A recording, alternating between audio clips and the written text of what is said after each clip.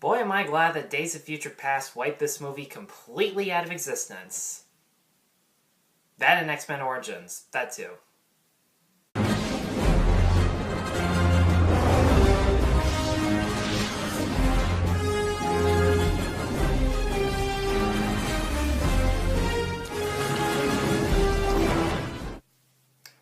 Hi, I'm Tyler, and I'm here to let you know that X-Men The Last Stand is no perfect movie. So in X-Men The Last Stand, after a scientist discovers a medicine that can cure mutations, the X-Men have to keep the peace between humans and the Brotherhood of Mutants, which is once again led by Magneto. And at the same time, Jean Grey, played by Famke Janssen, comes back from the dead, only this time, she brings along with her a split personality known as Dark Phoenix, which had been repressed in her memory for quite some time. And she can kill anyone with the blink of an eye and is caught in the middle of the battle between the X-Men and the Brotherhood. Now, when this movie came out, it had a lot of things going against it.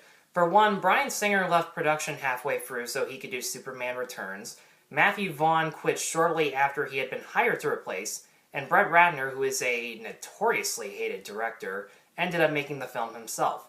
And it was, for a while, the most expensive movie ever made up until the Pirates of the Caribbean sequels. Some crew members were hired at the last minute, and it was just a ton of problems happened during production.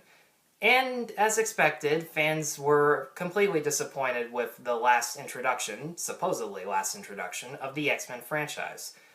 But, I'll be honest, there are actually some good things that can be said about this movie.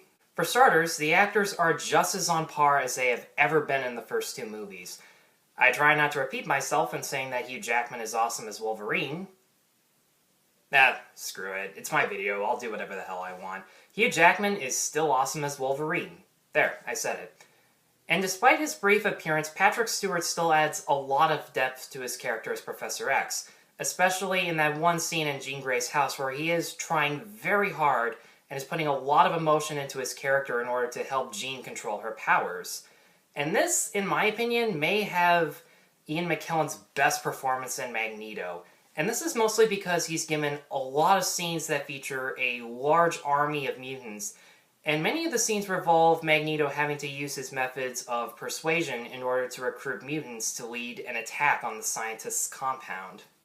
Anna Paquin doesn't have a huge role in this movie, especially considering the amount of time she was given in the first two, but when she does hear about the cure and she does decide that she wants it, it makes total sense, and we can really understand why she doesn't want her powers anymore. And when Wolverine looks at her and says, you know, kiddo, it's entirely up to you. I'm not your father. I'm your friend. You should do whatever you think is best for you. It's a very touching scene, and it makes sense considering the friendship they have, and it's by far the best scene in the movie, in my opinion, anyways. And just like the first two films, the action scenes are very creative and have just as many practical stunts as they do have computer-generated effects. Scenes like the destruction of Jean's house actually used miniatures, as did the scene where Magneto magnetizes the San Francisco bridge to Alcatraz. That was also done with a miniature, along with some computer graphics, admittedly. Storm and Magneto used a lot of wire effects in order for them to levitate, and the final battle on Alcatraz is entertaining enough just because of how enormous the scale is and how many stuntmen are working at the same time.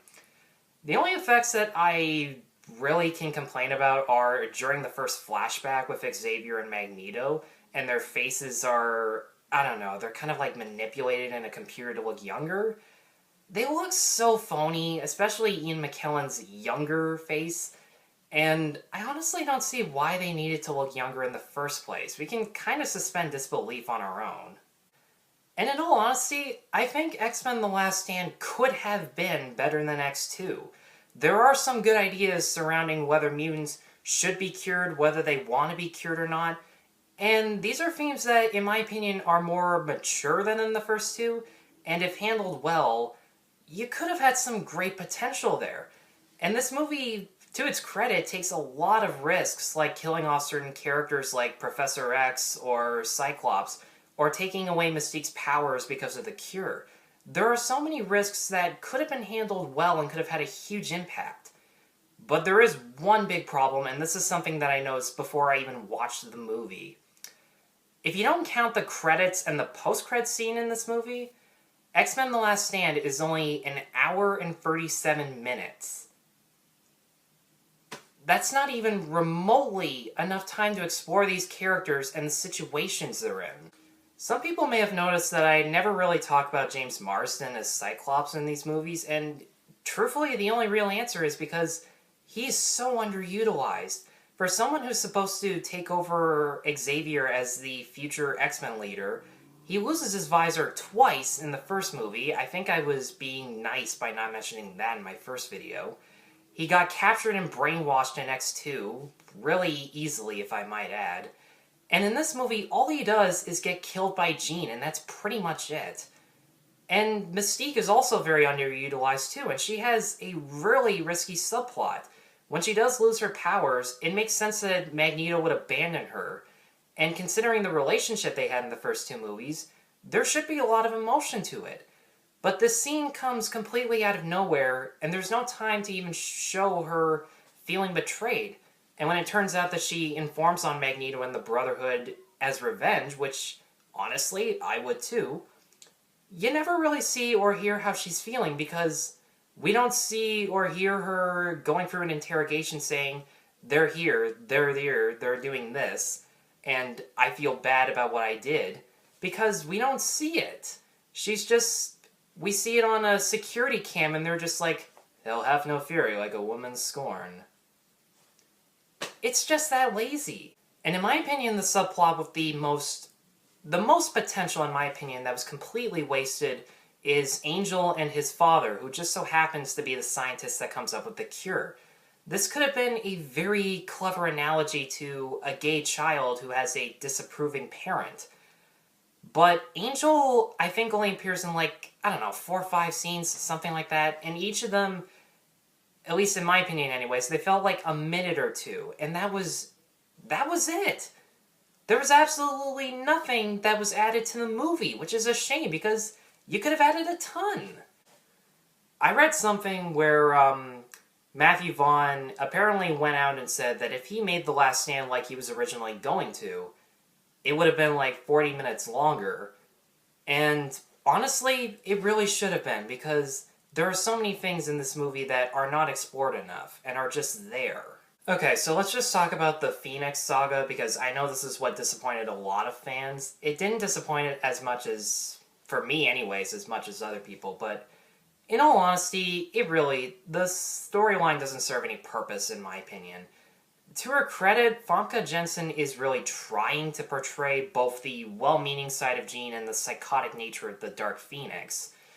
But for starters, we never really learn how she became Phoenix, how much difficulty it was to repress it, and in all honesty, I forget what the explanation was as to how Jean survived, but all I know for sure is that it made absolutely no sense. And in all honesty, here's what I was thinking as I was watching the Phoenix side in this movie. If you did a third movie that was just about Jean as the villain, and it ends with her either dying or her killing herself or something like that, it could have set up to the fourth movie where people could use the example of, she's really dangerous, we need a cure in case other mutants are just as dangerous. I don't know, I just feel like Dark Phoenix should have been a third movie, and the cure aspect should have been like a fourth movie all on its own. Because I do feel like the characters can be still fleshed out more, and there can still be a lot of good political commentary, in my opinion anyways.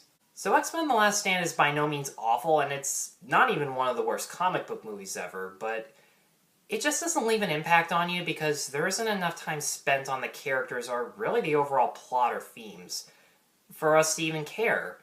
So I'm going to give X-Men The Last Stand a 3 out of 5.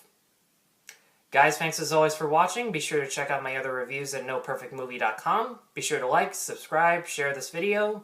Thank you all for watching. Take care.